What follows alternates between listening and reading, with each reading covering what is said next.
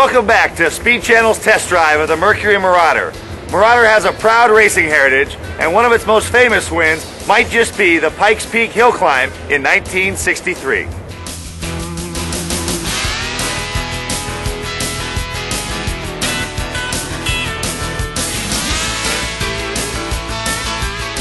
A great race, a classic car, and with us today, the legendary driver who is behind the wheel.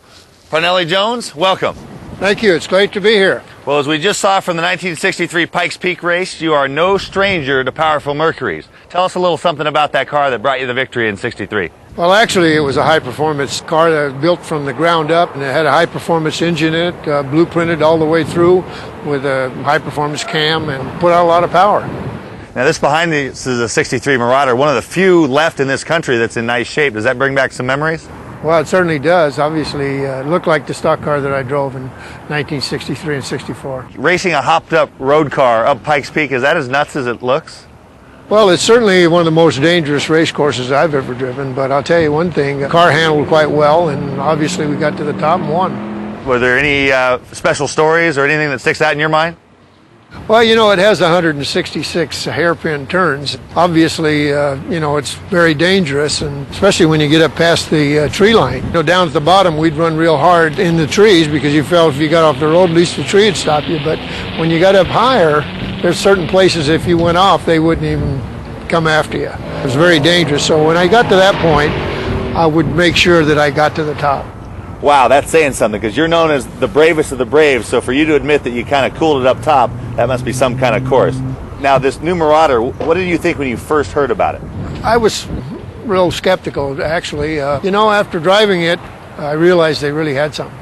This particular car really has tremendous acceleration, and it has a 355 rear axle with a limited slip differential, and with that 4-speed automatic, I mean, it really gets off the line. And not only does it accelerate quite well, it certainly stops well. It's got great big disc brakes on it, really can get on the brakes. You could actually race this one down Pikes Peak, unlike the old one, right? You got that right, yeah. Now, the new Marauder, if you had to pick one thing you like the best, what would it be? I think it's the performance. I mean, it has tremendous acceleration, and of course with the electronics that they have today, I mean, this thing really performs. I've never heard a race car driver say a car had enough power, but for everyday use, will this get the job done? Well, it certainly will, especially in my book, because I like a comfortable sedan like this, especially with a lot of power. It makes it a lot of fun to drive. You don't strike me as a front-wheel drive kind of guy. You like the rear-wheel drive in this car? Oh, I certainly do. I think most race drivers would like a rear-wheel drive car. Front-wheel drive cars just don't appeal to me that much. Now, you've never done a burnout before, have you? Oh, never. Well, it's been 40 years since you've raced a Marauder. You ready to get back in the saddle? Yeah. Are you man enough to drive that 63? All right, tough guy.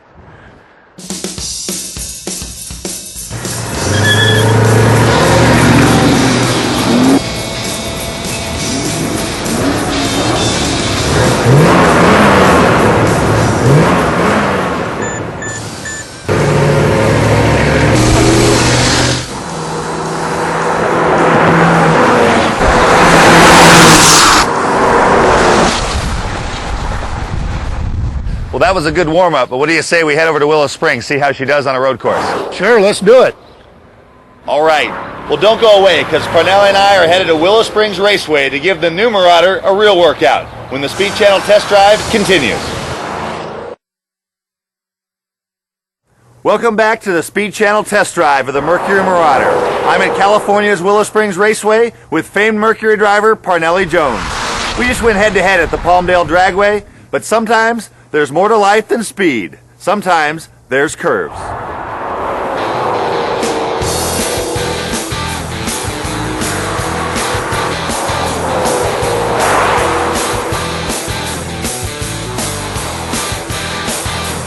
Parnelli didn't waste any time taking it to the track. Let's check in with him now and see how this new ride feels. Now we're approaching turn 1, and you have to use the brakes a little bit here, but this car really has excellent brakes, which gives you a lot of security going in the corner. We're making these turns very smoothly and carrying a lot of speed through them.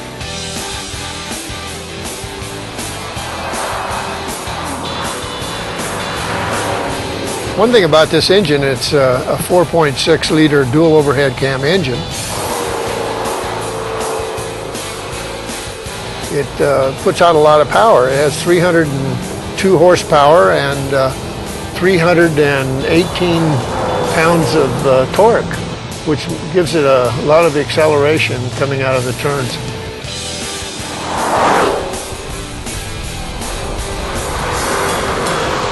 It also has a 4-speed transmission with a high rev torque converter. And that also, gives a chance to keep the RPM up. With the limited slip in the rear end with the 355 axle, I mean, it makes it a real high-performance vehicle.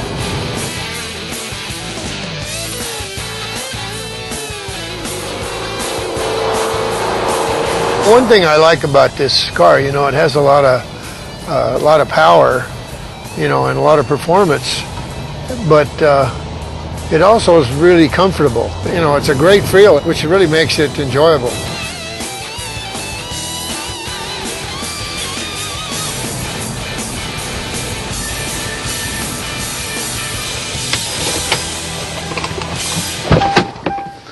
Ow! Mercury describes this car as fast, black, and cool. After running it on the track, what do you think? I'm going to tell you, this Marauder is really a lot of fun to drive. I mean, I was going through turn 2 over there, and what I thought was a maximum speed like that, and it was so comfortable that I started jacking the steering wheel back and forth, and I mean, it just handles fabulous. With all this horsepower that this thing has, I mean, I'm impressed with the way it handles. So the muscle cars of days gone by that just went in a straight line, it's a whole new ball game now. It certainly is, and not only that, I mean, in braking, unbelievable. The car stays real stable through the turns, and you can drive it really deep into the corners. I mean, the braking is fabulous. Let's throw a cage in this baby and head for the peak. I'm thinking about it. Parnelli, thanks for joining us. Wow, I think I ought to have one of these in my garage. I'll second that. Don't go away. We're about to throw it into overdrive with Car and Driver's Barry Winfield when the Speed Channel Test Drive continues. Welcome back to the Speed Channel Test Drive. In just a minute, we'll be talking with Car and Driver's Barry Winfield. But before we hear from a guy who reviews cars, let's talk to the people who make them. Mercury brand manager Elena Ford at World Headquarters for Lincoln and Mercury.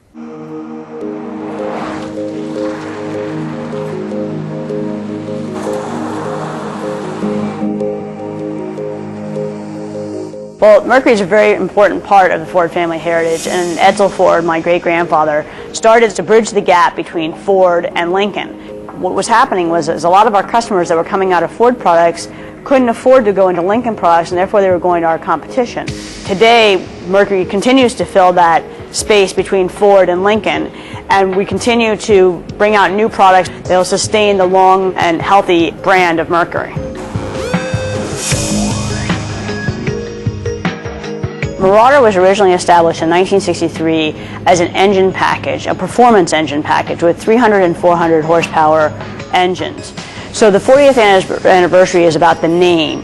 Then in 1969 we actually took the name and put it onto a vehicle. And Mercury at the time was all about comfort and convenience and functionality. And what Marauder brought to the table was V8 power, dual exhaust, rear wheel drive, interior floor-mounted shifter, all with room for 5 people. And that's key to us today, is bringing back this performance and this functionality with power and substance. What we like to think of it as a modern twist on a classic. We took the vehicle to SEMA show in 1998, and the reaction from the consumers and from the public was incredible. And we came back and we did some research, and the research came back very positive, and we decided to put the car into development. As you can see, this is what we've got. We've got the 2003 Marauder. Mercury is looking to rekindle its performance car spirit with this car. Let's see how it looks to a professional critic. Car and Driver's Barry Winfield, welcome to the show. Thank you. As they say, talk is cheap, so let's get right to business.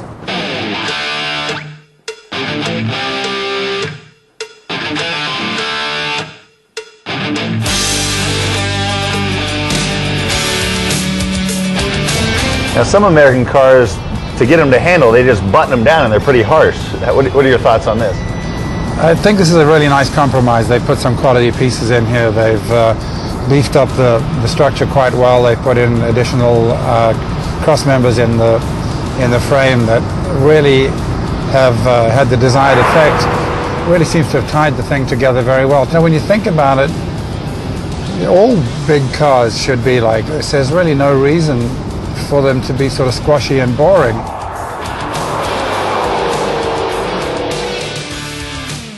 It's a remarkably poised big car. Is there anything that stands out performance-wise?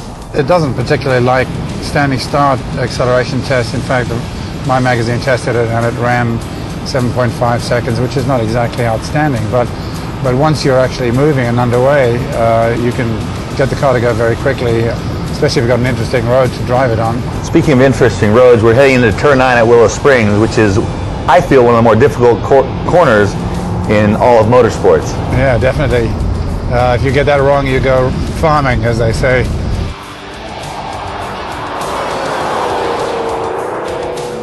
The brakes seem to be pretty good too.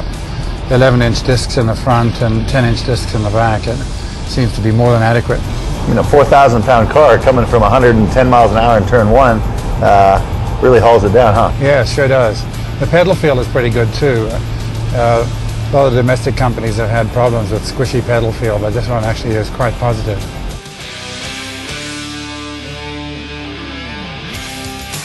How does it stack up against its segment competition right now? Well, there isn't really much in the segment.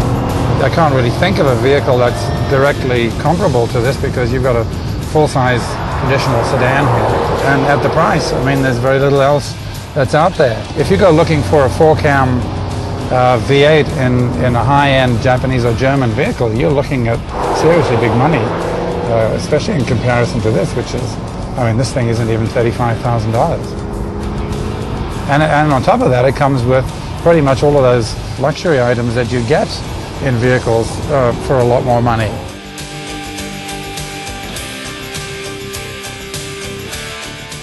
How about the interior? Seats, steering position, controls? It's got the classic sort of big car layout, but they've got this very subtle dot matrix trim in here.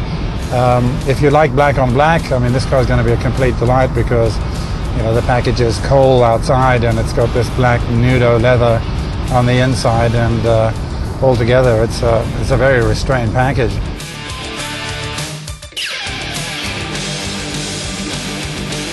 Now, this long right-hand sweeper exposes a little bit of a weakness. I think they've done such a good job with the chassis, they've still got kind of the old big car seats. But on the other hand, if you look at what the typical role of this vehicle is likely to be, it's certainly not going to be thrashing around Willow Springs Raceway. However, if they want to do the job properly and go all the way for the enthusiasts, that's the next thing they could tackle.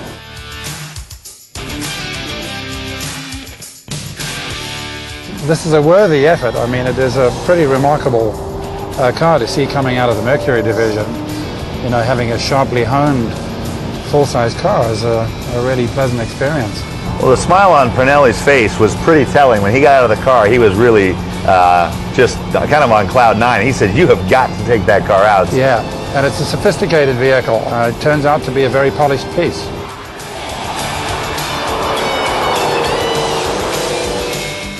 Now, race car drivers are notoriously bad passengers. I know. So I've been reaching for the brake pedal over here. So I'm going to say, let's head for the pit lane. All right. I thought you'd been quite brave, actually, most of the time. Stay tuned. We're about to hit cruising speed as we take the Marauder on a tour of Hollywood Boulevard and a trip down memory lane when the Speed Channel test drive continues.